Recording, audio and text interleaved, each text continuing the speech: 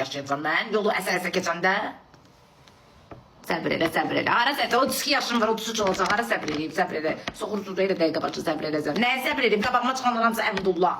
Nəyə səbr eləyim? Fil çox sağ ol.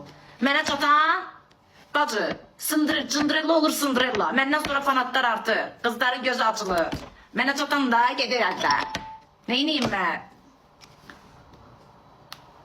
Əlim o qədər yüngüldür ki, bəxtlər açılır. Quran andozun birinin elə mən əli düşmədi ki, mənim bəxtim açılsın. Əli yüngül kim var burada? Oğlan var, əli yüngüldür. Qızla sevgili olan kimi qızın bəxti açılır.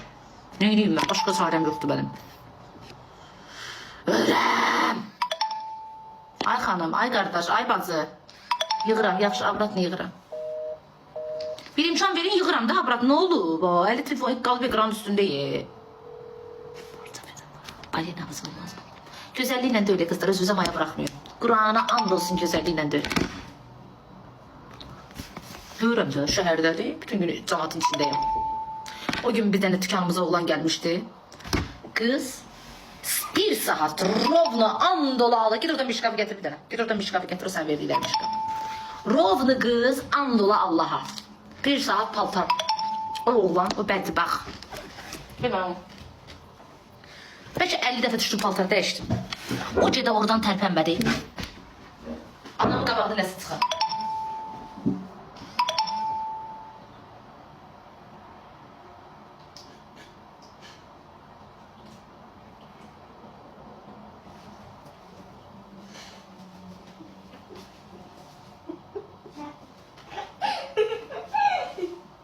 Bak and ola Allaha. Bak ben belki 100 tane paltar getdim, 20 tane ayıp olmasın değiştim. Geldim gördüm yazık hani. Halal olsun. Baktım dedim. Halal olsun senin kimi kişilere. Az bizimki olsaydı. Kıtarda. Mesela bir tane cındır set çıkıp gideydi kıtarda. Bu kişilere halal olsun. Arvat beşe bir saat otursan fırlandı kişi. Şurada biri bakırdı ben. Ne kadar yazık şahmat. Kucağında körpüşaklı biri. O ciddiye halal olsun. Kur'an'a and olsun ki şəkki, həbər, elə kişilər var Ay bacı, elə kişilər də var ki çölə çıxmağa peşmansan. Aparır səni gəzməyə, o gəzməyin içinə. Elə gəzməkdənsə gəzməmək məsləhətdir. Elə bir markete gedib yemək alıb gəlirlər. Tez yeri. Arada görəm də. Tez şu an əlini tut. Tez. Elə gəzmək olur.